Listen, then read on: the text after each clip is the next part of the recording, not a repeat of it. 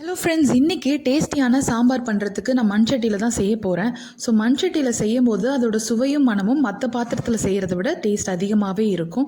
அந்த சாம்பாரில் அதோட ஃப்ளேவர் நல்லாவே இருக்கும். ஸோ அது ஒரு மாதிரி நெய் மணம் மாதிரி வரும். இதுக்கு நான் ஒரு 2 பெரிய வெங்காயம், 2 தக்காளி, கொஞ்சம் கருவேப்பிலை, கொத்தமல்லி, இஞ்சி பூண்டு தட்டி வச்சுருக்கேன், ஒரு பச்சை மிளகாய், ஒரு காஞ்ச மிளகாய், அடுத்து காய்கறிலாம் எடுத்திருக்கேன். முள்ளங்கி, கேரட், பீன்ஸ், கொத்தவரங்காய், வெண்டைக்காய் அண்ட் இதோட முருங்கைக்காய், கத்திரிக்காய் அண்ட் மாங்காய் இதுவுமே எடுத்து வச்சுருக்கேன். ஸோ முருங்கைக்காய், கத்திரிக்காய்லாம் கலர் சேஞ்ச் ஆகாமல் இருக்கிறதுக்கு நான் தண்ணியில் போட்டு வச்சுருக்கேன். தண்ணியில் போடும்போது அது கொஞ்சம் ஃப்ரெஷ்ஷாக இருக்கிற மாதிரி இருக்கும். இல்லைனா அது கொஞ்சம் வதங்கின மாதிரி ஆகிடும், அதோட கலர் மாதிரி. மாங்காய் கலர் மஞ்சள் கலராக இருக்கிறதுனால அது பழுத்திருக்குன்னு நினைக்காதீங்க. அது நல்லா புளிப்பாக இருக்கிற மாங்காய்.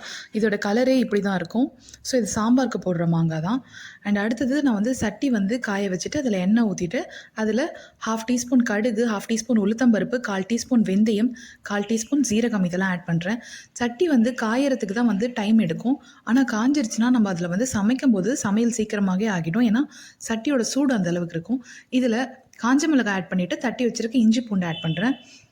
இஞ்சி ரொம்ப ஆட் பண்ணிங்கன்னா சாம்பாரில் அதோட ஃப்ளேவர் அதிகமாக தெரியும். அதனால் அளவாக ஆட் பண்ணிக்கோங்க. இதுக்கப்புறம் நான் கருவேப்பிலை, கொத்தமல்லி ஆட் பண்ணிவிட்டு ஒரு பச்சை மிளகாய் அண்ட் கட் பண்ணி வச்சுருக்க வெங்காயத்தையும் போட்டு நல்லா வதக்க போகிறேன். இதோட தேவையான அளவு கல்லுப்பு ஆட் பண்ணி நல்லா வதக்கி விடுங்க. இது ரொம்ப ப்ரௌன் கலராக ஆகணும்னு அவசியம் இல்லை. வெங்காயம் நல்லா வதங்கியிருந்தால் போதும். அடுத்தது தக்காளி ஆட் பண்ணி நல்லா சாஃப்டாக ஆகிற வரைக்கும் நல்லா வதக்கிக்கோங்க. இதெல்லாம் நல்லா வதங்கினதுக்கப்புறம் நான் எடுத்து வச்சுருக்க காய்கறி எல்லாமே ஆட் பண்ணுறேன். ஒன்றா தான் ஆட் பண்ண போகிறேன்.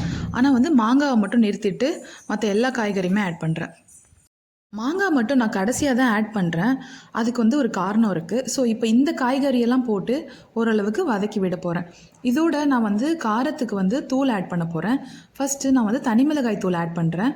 அது ஒரு 1/2 டீஸ்பூன் தனி மிளகாய் தூள் எடுத்து அது இதோட போட்டிருக்கேன். அடுத்தது காரத்துக்கு குழம்பு மிளகாய் தூள் ஆட் பண்ணுறேன். அது 1.5 டேபிள் ஸ்பூன் ஆட் பண்ணுறேன். நான் இதில் மஞ்சத்தூள் ஆட் பண்ணல. இதுக்கப்புறம் நான் பருப்பு ஆட் பண்ண போகிறேன்.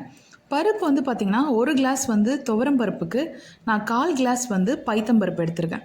ஸோ இந்த 2 பருப்பும் போட்டு தான் நான் தண்ணி ஊற்றிட்டு அதில் மஞ்சத்தூள், பெருங்காயம், 4-5 பல் பூண்டு, கொஞ்சம் உப்பு போட்டு இதை நல்லா வேக வச்சு மசிச்சு எடுத்திருக்கேன். அதனால தான் நான் மஞ்சத்தூள் தனியாக ஆட் பண்ணல, பருப்பில் ஆட் பண்ணியிருக்கேன். ஸோ இப்போ இதெல்லாம் ஒன்றா ஊற்றிட்டு தண்ணியில் தேவையான அளவு தண்ணி ஆட் பண்ணியிருக்கேன். இதுக்கப்புறம் இதெல்லாம் நல்லா மிக்ஸ் பண்ணிவிட்டு நான் தட்டு போட்டு மூடி குக் பண்ண போகிறேன். தட்டு போட்டதுக்கப்புறம் நம்ம ஒரு 5 to 10 மினிட்ஸ் நல்லா கொதிக்க விட போகிறோம். இந்த அளவுக்கு கொதிக்கும் போது பார்த்திங்கன்னா அதில் நம்ம போட்டிருக்க காய்கறி நல்லாவே வெந்து வந்திருக்கும். அதனால தான் நான் ஃபஸ்ட்டு கொஞ்ச நேரம் தான் வதக்கினேன். இந்த மாதிரி பருப்பில் வேகும்போது காய் நல்லாவே வெந்திருக்கும். அந்த பருப்போட எசன்ஸ் இந்த காய்கறியோடு சேர்ந்து சூப்பராக இருக்கும். இதுக்கப்புறம் நான் புளி கரைச்சி வச்சுருக்கேன், அதை ஆட் பண்ணுறேன். புளி நான் சொன்ன பருப்பு அளவுக்கு ஒரு எலுமிச்சம்பழ அளவு புளி எடுத்திருக்கேன். புளியை ஆட் பண்ணிவிட்டு நான் இப்போ மாங்காவை ஆட் பண்ண போகிறேன். மாங்காவை நான் ஏன் முதல்ல ஆட் பண்ணலைன்னா மாங்காவில் சீக்கிரமாக கரைஞ்சிரும். அதனால தான் நான் கடைசியாக ஆட் பண்ணுறேன். இன்னொரு விஷயம், மாங்காவை முதல்ல ஆட் பண்ணும்போது அதோட புளிப்பு சாம்பாரில் அதிகமாக இறங்க ஆரம்பிச்சிடும். அப்போது சாம்பாரோட டேஸ்ட் மாற ஆரம்பிக்கும். அதனால தான் அதை கடைசியாக ஆட் பண்ணுறாங்க. இப்போது புளி ஊற்றினதுக்கப்புறம் அது நல்லா ஒரு கொதி வர வச்சு நீங்கள் ஸ்டவ் ஆஃப் பண்ணலாம். நல்லா கொதிக்கும் போது நான் கருவேப்பிலை, கொத்தமல்லி போட்டு இதை இறக்கி வைக்க